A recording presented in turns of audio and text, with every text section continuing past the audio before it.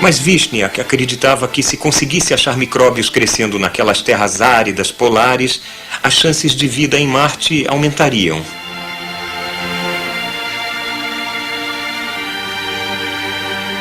Então, em novembro de 1973, Vishniac foi deixado em um vale remoto nas montanhas Asgard, na Antártica.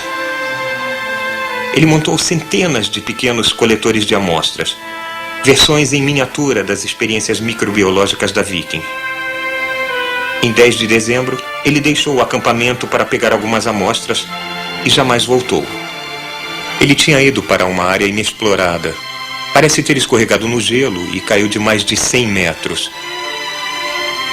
Talvez algo tenha chamado sua atenção. Um provável habitat de micróbios ou um pedaço de verde onde não deveria haver. A última anotação em seu caderno foi: Estação 202 recuperada. 22 horas e 30. Temperatura do solo, menos 10 graus. Temperatura do ar, menos 16 graus. Seria uma temperatura típica de verão em Marte. Algumas de suas amostras do solo foram mais tarde recuperadas e os colegas de Vishniac descobriram que realmente há vida nos vales secos da Antártica, que a vida é ainda mais tenaz do que imaginávamos.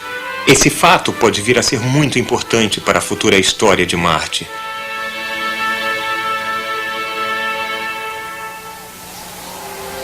Vai chegar uma época em que Marte será cuidadosamente explorado. E aí, o que faremos com Marte? Se houver vida em Marte, aí acredito que não devemos fazer nada para perturbar essa vida. Marte, então, pertence aos marcianos, mesmo que sejam micróbios. Mas suponha que Marte seja de fato sem vida. Seremos nós, em certo sentido, capazes de viver lá, de tornar Marte habitável como a Terra? Poderíamos fazer um outro mundo ficar como a Terra? Por mais lindo que Marte seja, isso com certeza traz problemas para nós. Há muito pouco oxigênio, não há água líquida e há luz ultravioleta demais. Tudo isso poderia ser resolvido se pudéssemos fazer mais ar. Com pressões atmosféricas maiores, a água líquida tornar-se-ia possível. Com mais oxigênio, seríamos capazes de respirar a atmosfera e o ozônio se formaria para proteger a superfície da luz solar ultravioleta. A evidência de água líquida no passado sugere que Marte já teve uma atmosfera densa, que não pode ter escapado toda para o espaço. Ela tem que estar em algum lugar do planeta. No subsolo de gelo, com certeza, porém mais acessível nas atuais calotas polares. Para vaporizar as calotas de gelo, temos que aquecê-las, de preferência cobrindo-as com alguma coisa escura para absorver mais luz do sol. Essa coisa teria que ser barata e capaz de fazer cópias de si mesma. Bom, essas coisas existem. Nós as chamamos de plantas. Nós iríamos precisar desenvolver, por seleção artificial, plantas escuras que poderiam sobreviver no severo meio ambiente de Marte. Tais plantas poderiam ser semeadas na vasta extensão das calotas polares de gelo marcianas, criar raízes, se espalhar, liberar oxigênio, fornecer sombra à superfície, derreter o gelo e liberar a antiga atmosfera marciana de seu longo cativeiro. Podemos até imaginar um tipo de agricultor visionário marciano, robô ou humano, perambulando pelas terras polares congeladas em um esforço que beneficia apenas as gerações futuras. Isso levaria centenas de milhares de anos.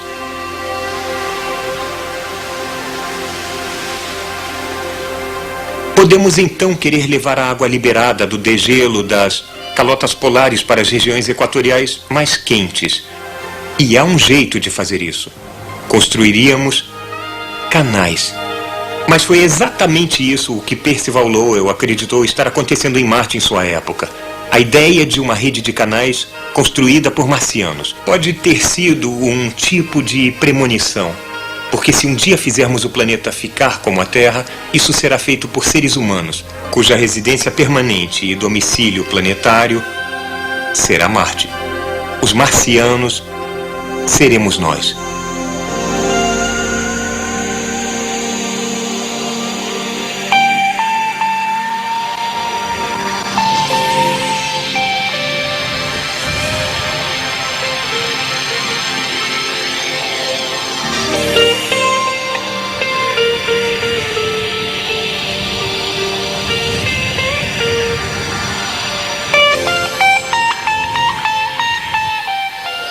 Cosmos Atualização.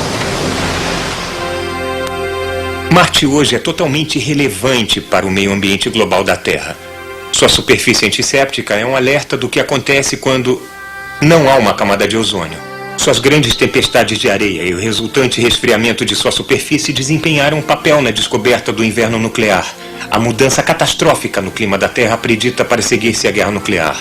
Então, se você não tem um pingo de espírito aventureiro, ainda assim faria sentido apoiar a exploração de Marte.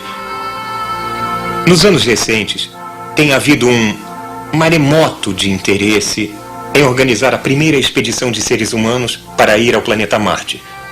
Primeiro, precisamos de mais missões robóticas, incluindo ambulantes, balões e missões que voltem com amostras.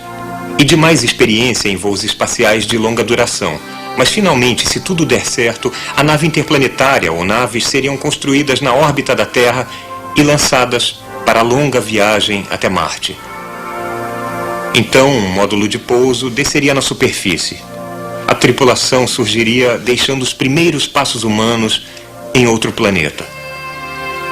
Isso seria muito caro, é claro, a não ser que outras nações dividissem o custo. O item-chave em minha mente é se as necessidades inadequadas aqui na Terra devem ter prioridade. Mas essa é uma questão mais apropriadamente dirigida aos orçamentos militares. Agora, $1 trilhão por ano no mundo todo. Pode-se comprar muita coisa. As justificativas para o empenho de Marte têm sido dadas em termos de exploração científica, desenvolvendo a tecnologia, a cooperação internacional, a educação, meio ambiente. Alguns veem isto como a resposta óbvia ao chamado do futuro. Alguns acham até que devemos investigar acidentes geográficos enigmáticos, inclusive um que lembra um rosto humano enorme. Pessoalmente, eu acho que este, como centenas de outras mesas em blocos de lá, seja esculpido pelos ventos de alta velocidade. Mas já que vamos lá mesmo, não faz mal dar uma olhada. Um grupo notável e variado de líderes norte-americanos endossou a meta de Marte. Eu imagino os emissários da Terra, cidadãos de muitas nações, perambulando pelo vale de um antigo rio em Marte, tentando entender como um mundo tão parecido com a Terra tenha entrado em uma era de gelo permanente e procurando sinais de antiga vida ao longo das margens dos rios.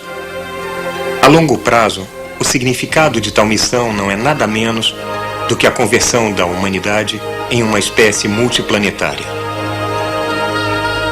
Versão brasileira MG Studio.